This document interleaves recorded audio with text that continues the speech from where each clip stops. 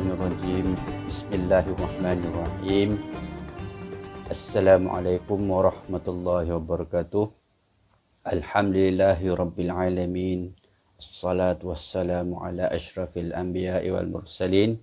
Sayyidina Muhammadin wa ala alihi wa sahbihi ajma'in. Amma ba'd. Yang berusaha guru besar Siklimah, Puan Selina binti Syafi'i, barisan penolong kanan, Puan Rosilawati, Cikgu Alias, Ustaz Abdul Razak, dan yang dihormati guru-guru, staf-staf sokongan, ibu-ibu, bapa-bapa, murid-murid Siklimah dan sidang penonton sekalian. Alhamdulillah, bersyukur kita kehadrat Allah Subhanahu Wa Taala kerana pada saat dan ketika ini kita masih lagi diberi kesihatan, kita masih lagi diberi kesempatan oleh Allah Subhanahu Wa Taala dalam kita menjalani kehidupan kita seharian. Walaupun rutin kita ni agak berbeza daripada sebelum-sebelum ni, tapi kita masih lagi dipelihara oleh Allah Subhanahu Wa Taala daripada segala jenis wabak penyakit, terutama COVID-19 yang melanda di negara kita ni. Okay. Mungkin ada di kalangan ahli keluarga kita, sahabat-sahabat kita, sanak saudara kita, guru-guru kita, yang diuji oleh Allah Subhanahu Wa Taala dengan penyakit wabak penyakit COVID-19 yang bahaya ni. Okay. Kalau kita tengoklah data Kementerian Kesihatan Malaysia, setakat yang terbaru ni, kira-kira 1.4 juta rakyat Malaysia yang telah dijangkiti oleh COVID-19 ni. Okey, 1.4 juta. Banyak tu. Okey, dalam 1.4 juta tu kira-kira 13,000 yang dah terkorban kerana penyakit berbahaya ni. Kalau kita bahagikan dengan negeri-negeri di Semenanjung ni, secara purata satu negeri tu 1,000 orang mati kerana COVID-19. Jadi kita alhamdulillah setakat hari ini kita masih lagi Allah Ta'ala pelihara, masih lagi Allah Ta'ala pelihara kita tak tergolong dalam golongan 1.4 juta ni tadi. Tapi tak mustahil juga kalau kita tak jaga SOP, kalau kita tak jaga kesihatan diri, kalau kita tak jaga diri kita sendiri, tak mustahil juga kita boleh tergolong dalam golongan tu. Okey. Jadi kita sama-samalah sama-samalah kita berdoa pada Allah Subhanahu Wa Taala, semoga kita semua ni dilindungi oleh Allah Subhanahu Wa Taala daripada penyakit berbahaya ni, dan kita bersama-sama kita mengangkat tangan, kita berdoa pada Allah Subhanahu Wa Taala semoga Allah Taala mengangkat wabak penyakit yang berbahaya ni daripada muka bumi ni, insya-Allah. Baik, sidang penonton sekalian, seperti yang kita tahu, sambutan awal Muharram ni disambut oleh seluruh umat Islam di bumi ni, tak kira di mana mereka berada. Okay? Begitu juga dengan kita, samalah. Okay? Kita pun samalah. Jadi cuma tahun ni kita sambut awal Muharram kita berbeza sikit dengan tahun-tahun sebelum ni. Kita sambut tahun ni, kita sambut awal Muharram dengan suasana PDPR. Walau macam mana pun kita tetap akan sambut juga, kerana awal Muharram ataupun sambutan Maulid Hijrah ni antara hari-hari kebesaran dalam Islam. Okay? Kalau di TV, di radio, di Facebook, dan di mana-mana lah selalunya akan kedengaran lagu Hijrah ni bila sampai awal Muharram ataupun sambutan Maulid Hijrah ni. Hijrah itu pengorbanan, hijrah itu perjuangan, hijrah itu persaudaraan. Okey, sikit je menyanyi, tak boleh panjang. Okey, lagu ni sering dimainkan sejak daripada ustaz kecil lagi dah dengar dah lagu ni, betul. Hijrah itu pengorbanan, hijrah itu perjuangan. Tapi apa makna hijrah tu sendiri? Apa kaitan dengan awal Muharram? Okey, hijrah ni adik-adik, hijrah ni dia merupakan satu peristiwa ataupun satu sejarah yang benar-benar berlaku pada zaman Rasulullah sallallahu alaihi wasallam. Peristiwa hijrah ni ialah satu kisah sejarah Nabi Muhammad yang sangat penting, yang perlu kita hayati, yang perlu kita ambil tahu, yang perlu kita sentiasa follow sepanjang masa dan sepanjang zaman. Okay, mungkin dalam video ni Ustaz tak dapat nak ceritakan dengan lebih detail, dengan lebih panjang macam mana rentetan ataupun kronologi peristiwa hijrah Nabi Muhammad sallallahu alaihi wasallam ni. Yalah, sebab mungkin kekangan masa tak boleh nak panjang sangat juga kan. Okey. Cuma ada beberapa perkara, ada beberapa yang Ustaz nak highlight kan dalam peristiwa hijrah ni tadi, supaya dia menjadi satu iktibar pada kita, supaya dia menjadi satu pedoman dalam sepanjang hidup kita, insya-Allah. Okey. Baik. Yang pertamanya ialah hijrah ini ialah satu perintah daripada Allah Subhanahu Wa Taala. Ya. Hijrah ini ialah Rasulullah sallallahu alaihi wasallam bersama dengan para sahabat berpindah, okey, berpindah daripada kota Mekah ke kota Madinah. Ataupun pada ketika itu dipanggil Yasrib. Rasulullah sallallahu alaihi wasallam bersama dengan para sahabat ni, dia berpindah, dia meninggalkan kota Mekah menghala ke kota Madinah. Bukan saja-saja. Ada, okay, bukan kerana seronok-seronok. Tapi hijrah ini ialah merupakan satu perintah daripada Allah Subhanahu Wa Taala. Bila mana Rasulullah sallallahu alaihi wasallam terima perintah ini daripada Allah Subhanahu Wa Taala, maka Rasulullah sallallahu alaihi wasallam dia memanggil para sahabat yang pada ketika itu dah bersama dengan Rasulullah, dah memeluk Islam bersama dengan Rasulullah sallallahu alaihi wasallam, okey, untuk sama-sama berbincang. Okey, berbincang dan bermesyuarat untuk mengatur perjalanan, mengatur perancangan yang teliti supaya perjalanan Rasulullah sallallahu alaihi wasallam ni dia lebih lancar. Kerana pada ketika itu musuh-musuh kaum musyrikin Quraisy ni dia dah mula merancang untuk memburu Nabi dan membunuh Nabi Muhammad.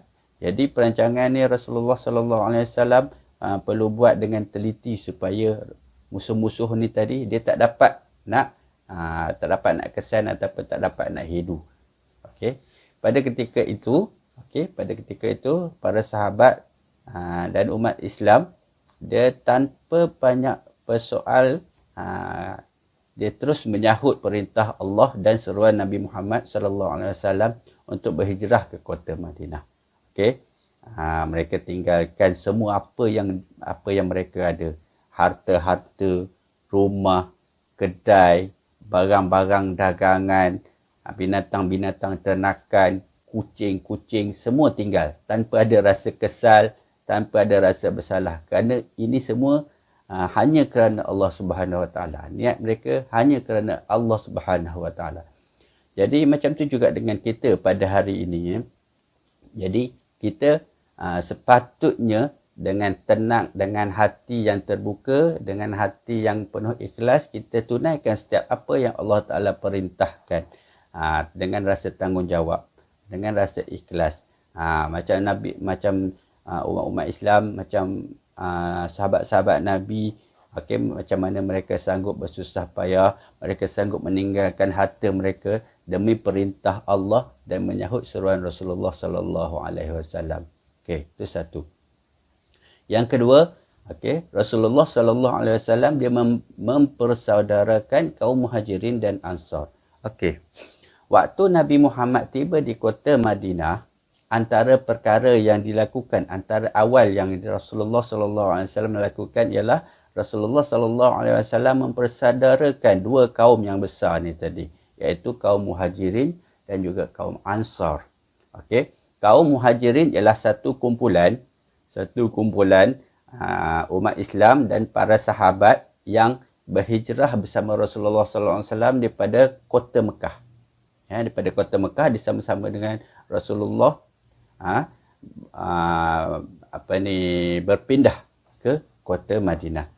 Okey, Ansar pula ialah satu kumpulan ataupun satu kaum yang memang dah tinggal di Madinah itu sendiri.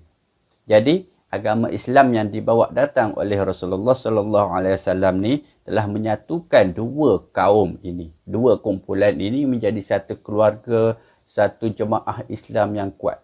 Okey, Nabi pernah ada menyebut dalam satu hadis Nabi SAW, la yu'minu ahadukum hatta yuhibba li akhihi ma yuhibbu li nafsihi. Maksud dia, tidak akan beriman seseorang Muslim itu selagi mana ia tidak mengasihi saudaranya seperti mana ia mengasihi dirinya sendiri. Nak bagi tahu kat sini bahawa betapa kuatnya ukhuwah dan ikatan persaudaraan antara umat Islam pada ketika itu. Mereka sanggup nak bagi harta mereka pada saudara mereka. Kaum Ansar ni dia sambut sambut kehadiran kaum Muhajirin ni tadi. Ada harta, mereka bagi harta, mereka bagi duit, mereka bagi makan, mereka bagi rumah. Ada setengah tu dia bagi isteri sekali. Isteri ada 4, okey. Dia bagi seorang dekat saudara baru mereka, saudara dalam Muhajirin mereka. Okey. Macam tu punya kuat ukhuwah dan ikatan persaudaraan yang Nabi jalinkan antara dua kumpulan ni tadi. Tapi hari ini kita tengok ikatan persaudaraan sesama Islam pada hari ini, dia dah tak sekuat macam pada zaman para sahabat dulu. Okey. Walau macam mana pun kita kena ada jugalah rasa sayang kita pada saudara kita. Sekurang-kurangnya kalau salah tu kita tegur, kalau susah tu kita bantu setakat mana yang kita mampu. Okey. Kita senang, kita kongsi bersama. Okey, baik. Okey, dan yang seterusnya ialah perasaan cinta yang kuat pada Rasulullah sallallahu alaihi wasallam. Okey, sahabat-sahabat Nabi ni ya tuan-tuan. Sahabat-sahabat Nabi ni mereka terlalu sayang dan cintakan Nabi Muhammad sallallahu alaihi wasallam. Sebab tu mereka sanggup bersusah payah bersama dengan Nabi Muhammad.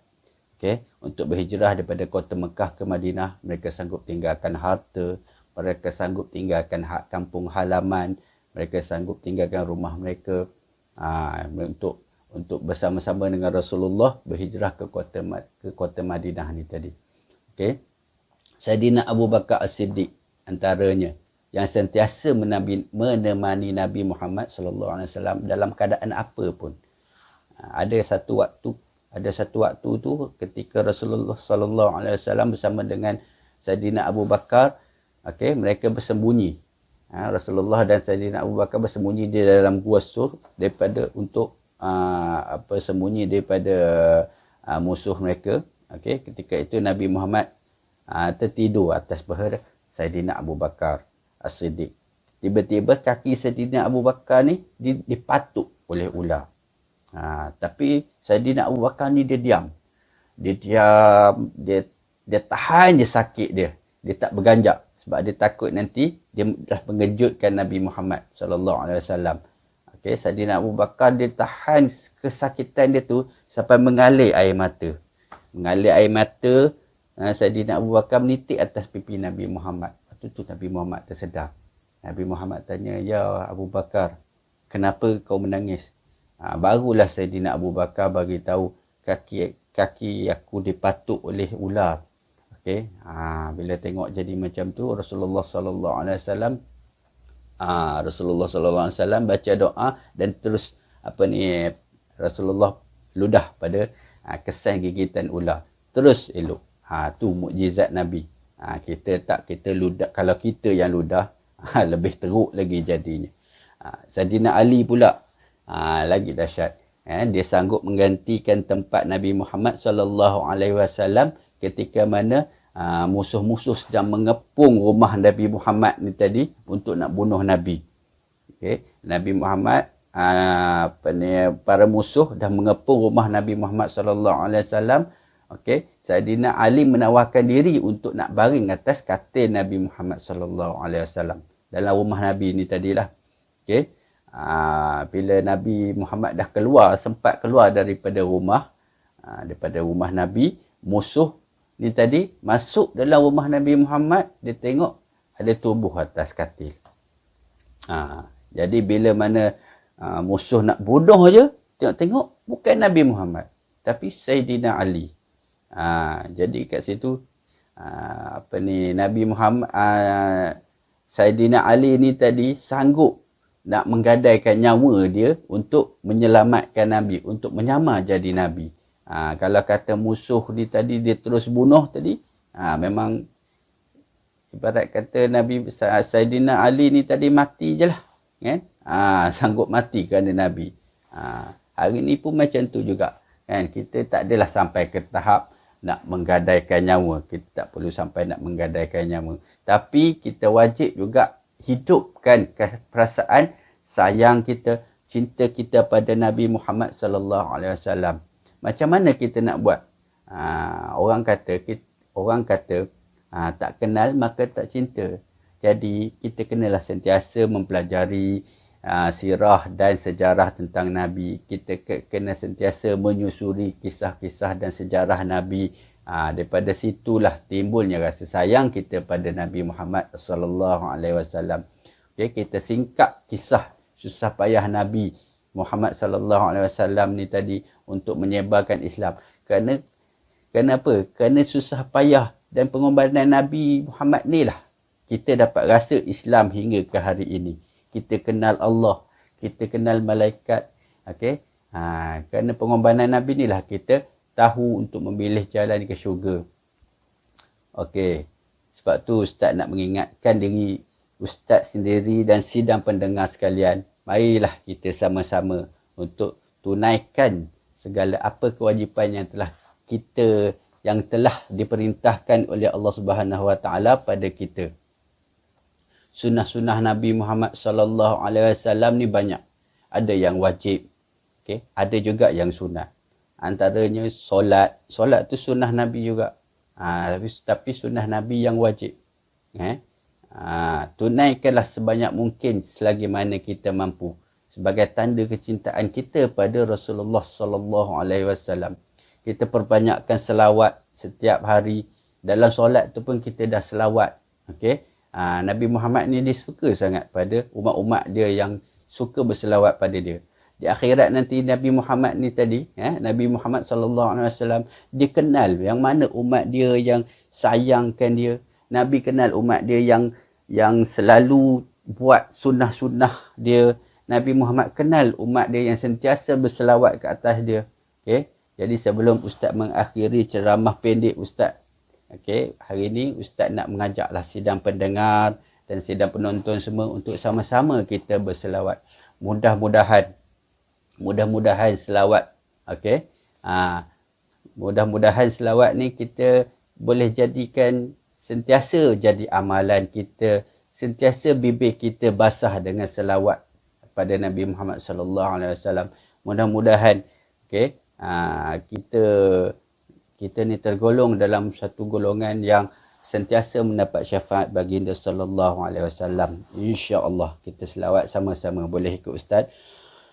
Sallallahu rabbuna ala nuril mubin Ahmad al-Mustafa Sayyidil mursalin sallallahu rabbuna ala nuril mubin Ahmad al-Mustafa Sayyidil mursalin sallallahu rabbuna ala nuril mubin Ahmad al-Mustafa Sayyidil mursalin sallallahu rabbuna ala nuril mubin Ahmad al-Mustafa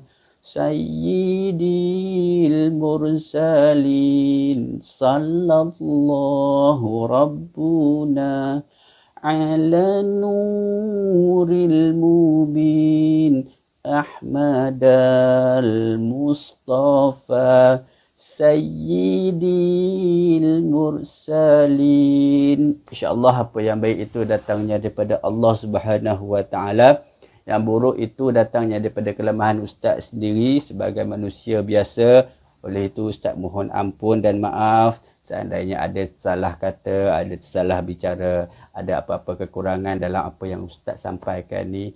Okey, mudah-mudahan insya-Allah apa yang Ustaz sampaikan ni dapat kita amalkan bersama dan insya-Allah dapat kita manfaatkan bersama insya-Allah. Aqulu qauli hadza wa astaghfirullahal azim li wa lakum. Assalamualaikum warahmatullahi wabarakatuh. Terima kasih.